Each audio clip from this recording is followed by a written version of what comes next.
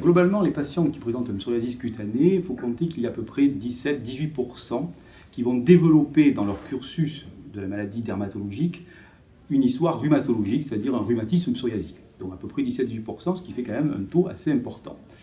Globalement, c'est plutôt les dermatologues qui vont les voir en premier, puisque la maladie dermatologique a précédé la maladie rhumatologique.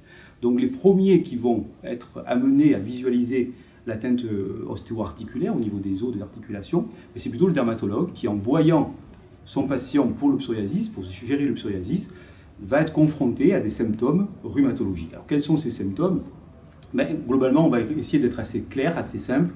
Il y a 3 symptômes importants à connaître. Premièrement, les douleurs de la colonne vertébrale, qui sont des douleurs, on va dire plutôt la nuit, avec le matin un dérouillage. En fait, quand on se lève le matin, on a du mal à se lever, on a du mal à avancer, et ça peut durer une demi-heure, 3/4 d'heure, 1 heure parfois. Donc avec la difficulté, bien sûr, à lancer la journée, ce qui n'est pas forcément évident. Donc premier symptôme, c'est vraiment une atteinte, on dit, axiale chez nous, de l'axe du corps, de la colonne vertébrale.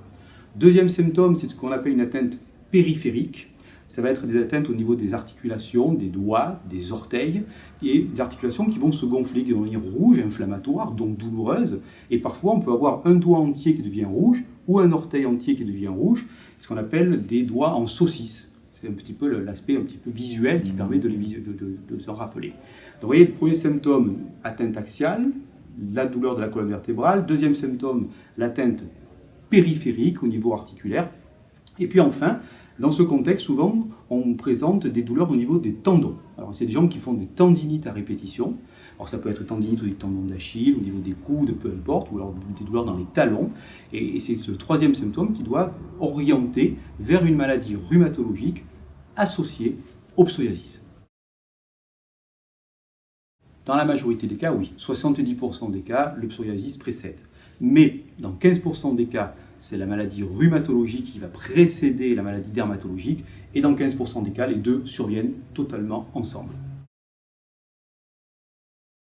Alors, le diagnostic de rhumatisme psoriasique est un diagnostic difficile. Je pense d'ailleurs probablement le diagnostic le plus difficile à faire en rhumatologie, tout simplement parce qu'on n'a pas de prise de sang, de marqueurs biologiques spécifiques du rhumatisme, et que les examens type radio, échographie, IRM, scanner, parfois ne permettent pas de trancher de façon formelle.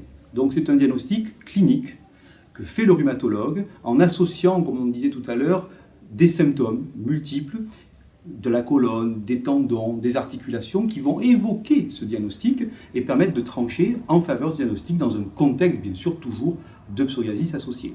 Donc c'est pour ça que c'est un diagnostic qui n'est pas facile à faire, qui nécessite un examen clinique approfondi du patient et bien visualiser quels sont les symptômes qu'il présente dans leur globalité.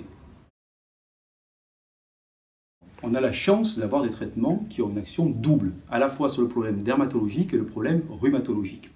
Et ça, c'est important d'ailleurs de pouvoir faire ce diagnostic pour pouvoir instaurer des traitements assez précocement pour avoir une action globale sur la maladie.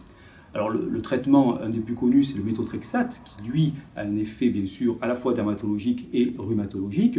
Quand le méthotrexate n'est pas actif ou pas assez actif, voire qu'il est mal toléré, ce qui peut arriver de temps en temps, on a d'autres thérapies qui peuvent être utilisées, qui sont plus innovantes, plus récentes, qu'on appelle les biothérapies. Les biothérapies ont l'intérêt d'avoir elles aussi un effet mixte, à la fois dermato et rhumatologique, mais surtout l'intérêt principal, c'est qu'elles vont éviter la destruction des articulations. Parce que c'est quand même un rhumatisme qui est destructeur, qui est invalidant, avec des déformations, et si on laisse évoluer, les patients ne peuvent plus avoir une vie normale, ne peuvent plus faire ce qu'ils veulent dans toute la journée. Donc ces traitements vont bloquer l'évolution, donc on va pouvoir préserver le capital articulaire, ce qui est quand même l'objectif principal pour nous rhumatologues.